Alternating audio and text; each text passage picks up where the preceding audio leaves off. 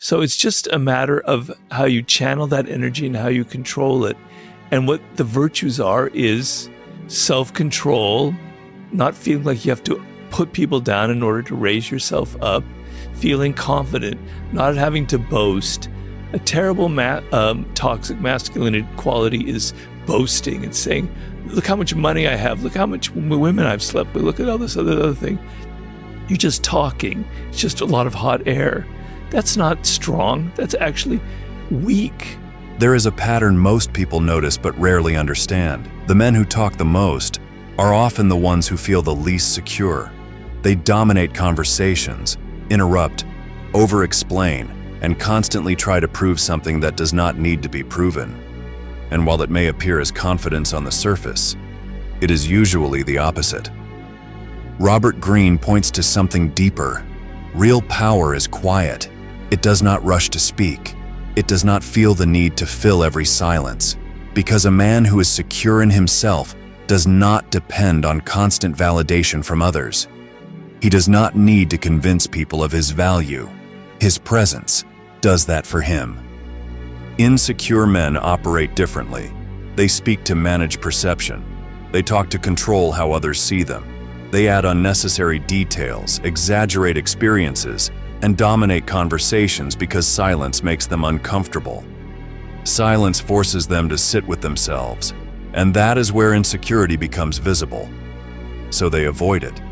They replace substance with noise. But over time, people recognize the difference.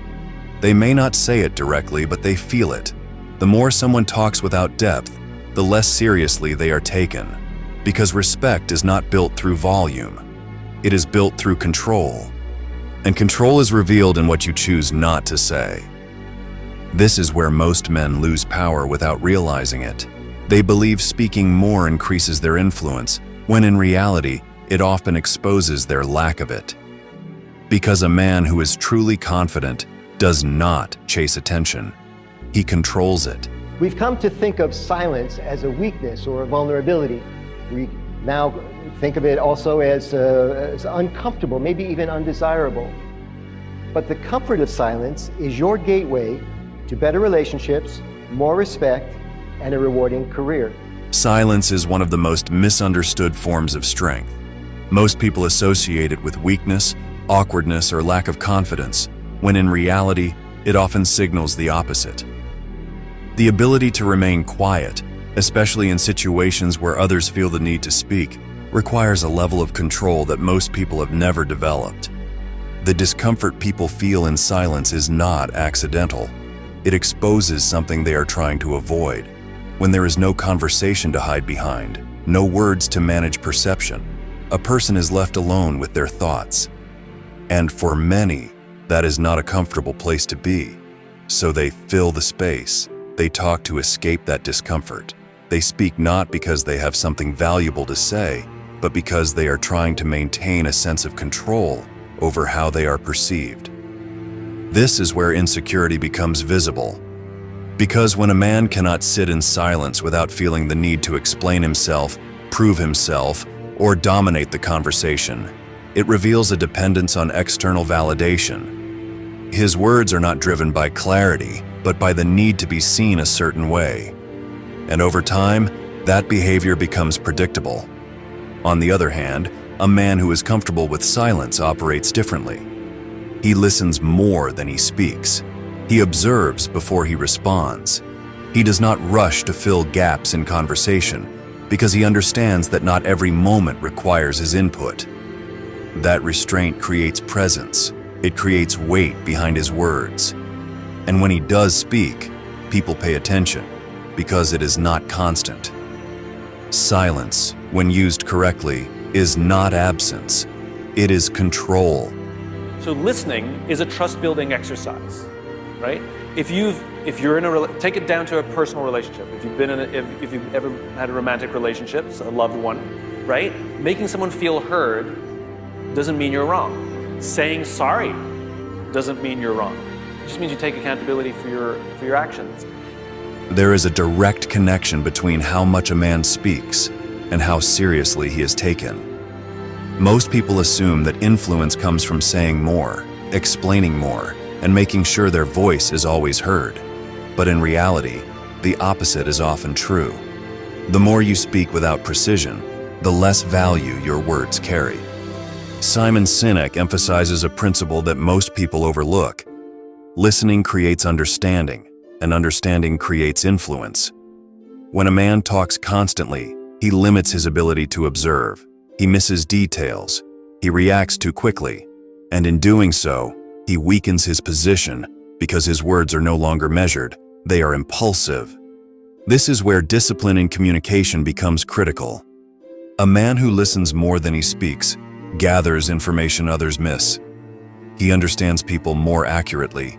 He recognizes patterns in behavior, tone, and intention. And because of that, when he finally speaks, his words are grounded in awareness, not assumption. That difference is what gives his voice weight. On the other hand, a man who speaks excessively reveals too much. He exposes his thoughts too early, shows his uncertainty, and often contradicts himself without realizing it. Over time, people begin to see through it. Not because they are analyzing him deeply, but because inconsistency is easy to detect.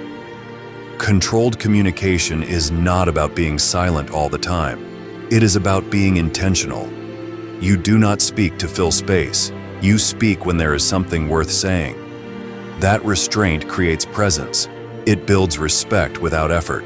And more importantly, it gives you control over how and when you influence a situation. Because in the end, power in communication is not about volume. It is about precision. At some point, the pattern becomes clear, whether you want to admit it or not. The men who constantly speak, explain, and try to prove themselves are not gaining control of the room. They are revealing that they do not have it. Because real control is not loud and it does not rush to announce itself. It is measured, intentional, and most importantly, it is selective. The issue is not talking. The issue is needing to talk. When your words are driven by the need to be validated, understood, or accepted, they lose their strength. They become reactive instead of deliberate. And over time, people begin to feel that difference. They may not explain it, but they recognize it. The man who cannot hold silence cannot hold authority, because authority requires composure under pressure, not constant expression. This is where discipline in communication separates men.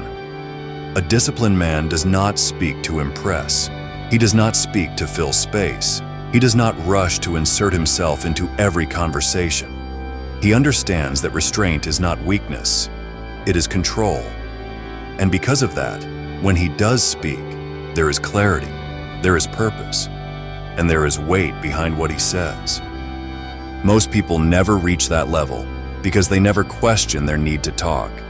They assume more words create more influence, when in reality, they often dilute it. The more unnecessary noise you produce, the less impact your voice has when it actually matters. In the end, respect is not built through constant expression. It is built through controlled presence. And the men who understand that do not need to compete for attention. They decide when to take it.